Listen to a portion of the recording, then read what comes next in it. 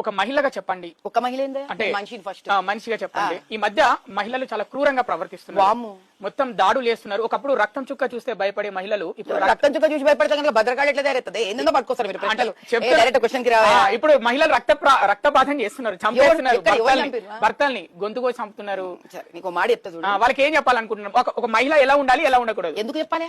మొగోడు ఎట్లున్నాడు రోజు చెప్తున్నావా? నేనేమన్నా నువ్వు చెప్తున్నావా? మొగోళ్ళు ఎట్లుండాలి? మొగోళ్ళు ఇంటర్వ్యూ చేస్తున్నావా? ఇంత పెద్ద ప్రపంచంలో ఒకళ్ళు ఉంటుందా? ఆడోళ్ళు ముందు ఆడోళ్ళని చంపి మొగోళ్ళ దగ్గరికి వెళ్ళి మొగోళ్ళు ఎట్లుండాలని ఇంటర్వ్యూ చేయ ఫస్ట్. ఏదో ఎప్పుడు ఆడోళ్ళు ఎట్లుండాలి మమ్మల్ని చడుతారు. ఏదో మేమేందా చెప్పేది? దేశంలో ఆడోళ్ళు ఎక్కువ బాధపడుతున్నారా, మొగోళ్ళు ఎక్కువ బాధపడుతున్నారా? ఇప్పుడు మగవాళ్ళే ఎక్కువ బాధపడుతున్నారు. నీ దగ్గర సెన్సస్ ఉందా? బయటిది సెన్సస్ ఉంటే నరికి ఫ్రిడ్జ్ లో పెట్టింది కదా మొగోడా ఆడ మనిషి? ఢిల్లీలో నరికి ఆడపిల్లని ఫ్రిడ్జ్ లో పెట్టిన ఆడామనా మొగోడా?